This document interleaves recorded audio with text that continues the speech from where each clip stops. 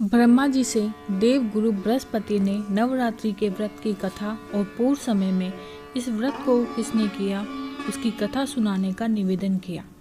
तब ब्रह्मा जी ने बृहस्पति जी से कहा, हे बृहस्पति, मैं तुम्हें इस परम दुर्लभ और कल्याणकारी नवरात्रि व्रत की कथा और इसका इतिहास सुनाता हूँ, तुम ध्यान से सुनना। तब बृहस्पति जी ने कहा, हे प्रभु, आप कथा सुनाइए, मैं पूरे ध्यान से सुनूंगा। तब ब्रह्मा जी ने कथा सुनाते हुए कहा, अति प्राचीन काल में पिठत नाम का एक बहुत सुंदर नगर था। उस नगर में एक ब्राह्मण निवास करता था। वो माँ दुर्गा का बहुत बड़ा भक्त था। वो प्रतिदिन माँ दुर्गा का हवन और पूजन किया करता था। माँ भगवती की कृपा से उसके यहाँ एक कन्या का जन्म हुआ। उसकी पुत्री बहुत ही रूपमती गुणवान थी। उस कन्या का नाम सुमति रखा गया। वो कन्या अपने पिता के घर वृद्धि को प्राप्त हुई। जब वो ब्राह्मण माँ दुर्गा का हवन और पूजन करता, उसकी कन्या भी नियमित रूप से वहाँ उपस्थित रहती।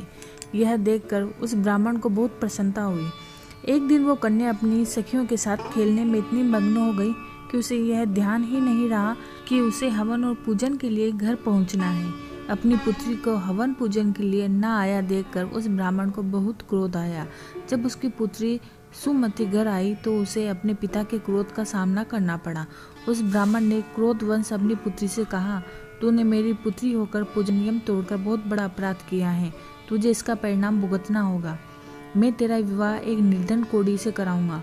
उसके साथ जब तू दुखों का अनुभव करेगी तब तुझे अपने अपराध का बोध होगा।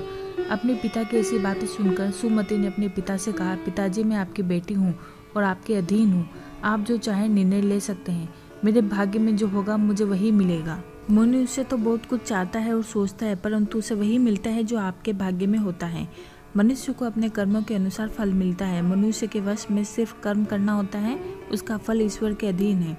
अपनी पुत्री की ऐसी बातें सुनकर उस ब्राह्मण का क्रोध और बढ़ गया और उसने जल्द ही एक निर्धन कोढ़ी से अपनी पुत्री का विवाह करा दिया। उसे अपने घर से यह कहकर निकाल दिया कि जा ले जो तेरे भाग्य में लिखा है, भोग अपने कर्मों का फल। अपने पिता द्वारा किए गए इस तिरस्कार से सुमति बहुत दुखी हुई। भटकते भटकते अपने पति के साथ वो एक घने जंगल में पहुंच गई। रात्रि में उस भयानक वन में कष्ट सहते हुए उस कन्या ने दुखी होकर माँ भगवती का ध्यान किया। उस दुखिया की पुकार सुनकर और उसके पूर्व जन्म के पुण्यों के प्रभाव से माँ भगवती उसके समक्ष प्रकट हो गई। माँ भगवती ने उससे कहा, मैं तुझ पर प्रसन्न हूँ, तू जो चाहे वरदान मांग ले। सुमति को कुछ समझ नहीं आया। उसने पूछा, आप कौन है और मुझ पर क्यों प्रसन्न है? तब माँ ने उसे अपना परिचय दिया कि कहा कि मैं ये आदि शक्ति हूँ। मैं ही प्राणियों के दुखों का नाश करती हूँ और उन्हें सुख प्रदान करती हूँ। मैं तेरे पूर्व जन्म में किए गए शुभ कर्म से अर्जित पुण्य के प्रभाव से तुझ पर प्रसन्न हूँ। उसने माँ से पूछा, हे माता, मैंने पूर्व जन्म में ऐसा कौन सा पुण्य कर्म किया था जिसके फल स्वरूप मुझ पर आपकी कृपा दृष्टि हुई है और आप मुझ पर प्रसन्न हुई। अब माँ दुर्गा ने उसे उसके पूर्व जन्म की कथा सुनाते हुए कहा, पूर्व जन्म में तेरा विवाह एक निषाद से हुआ था जो कि एक चोर था। एक बार वो चोरी करते हुए पकड़ा गया। उसे कैद की सजा हुई। जब उसे कैद की सजा हुई तो अपने पतिव्रत धर्म का पालन करते हुए तू भी उसके साथ कारागार में चली गई। वहाँ तुम दोनों को भोजन इत्यादि कुछ भी नहीं दिया गया। उस समय शारदीय नवरात्रि चल रहे थे और परिस्थितिवश अनजाने में ही तुमसे नवरात्रि के 9 दिनों के निर्जल व्रत हो गए। उसी व्रत के प्रभाव से मैं तुम पर प्रसन्न हूँ। तुम जो चाहे वरदान मांग सकती हो। तब उस ब्राह्मणी ने माँ दुर्गा को प्रणाम किया और कहा, हे माँ दुर्गे, आप मुझ पर प्रसन्न हैं तो कृपा करके मेरे पति के कोढ़ को दूर कर दीजिए। माँ दुर्गा ने कहा, तथास्तु। और उसके पति का कोढ़ ठीक हो गया और वह अत्यंत रूपवान हो गया। यह देखकर सुमति ने माँ को बारंबार धन्यवाद दिया और सच्चे मन से उसकी स्तुति की।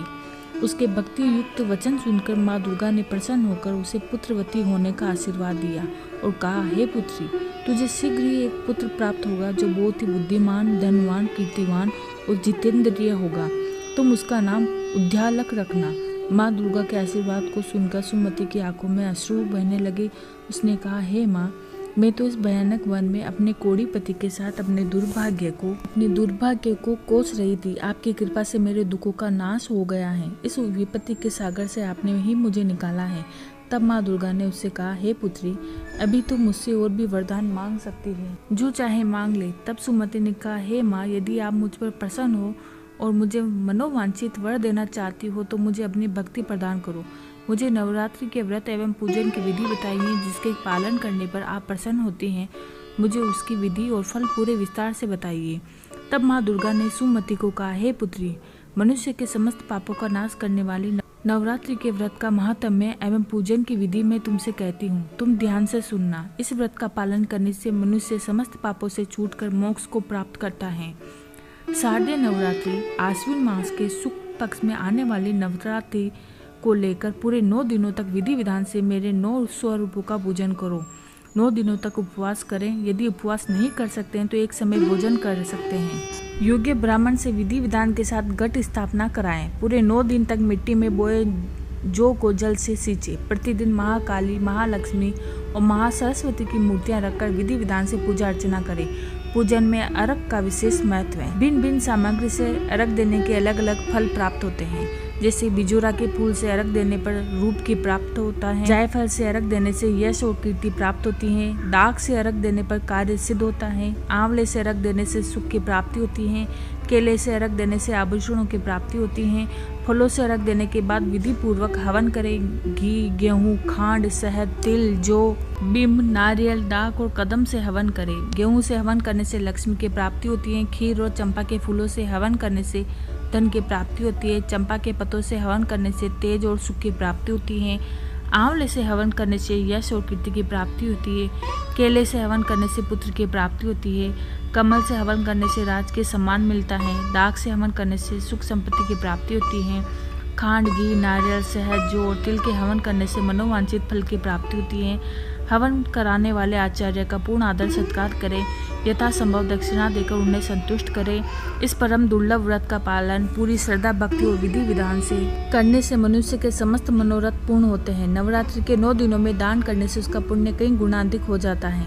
माँ भगवती ने सुमति से कहा, हे पुत्री, इस व्रत का पालन पूर्ण श्रद्धा, भक्ति और विधि विधान से अपने निवास, मंदिर और तीर्थ स्थान पर करने से मनुष्य की सारी मनोकामनाएं सिद्ध होती हैं। उस ब्राह्मण कन्या सुमति को व्रत का सारा विधान सुनाकर माता अंतर्ध्यान हो गई। ब्रह्मा जी बोले, हे बृहस्पति, इस परम पुण्यदायी व्रत को जो भी स्त्री पुरुष पूरी श्रद्धा भक्ति से करता है उसे संसार के सभी सुख प्राप्त होते हैं। वो मनुष्य संसार के समस्त सुख भोग कर मृत्यु के उपरांत मोक्ष को प्राप्त करता है। ब्रह्मा जी से व्रत का महात्म्य जानकर देव गुरु बृहस्पति आनंद से भरकर बोले, हे परमपिता, आपकी कृपा से मैं इस परम दुर्लभ व्रत का महात्म्य जान सका।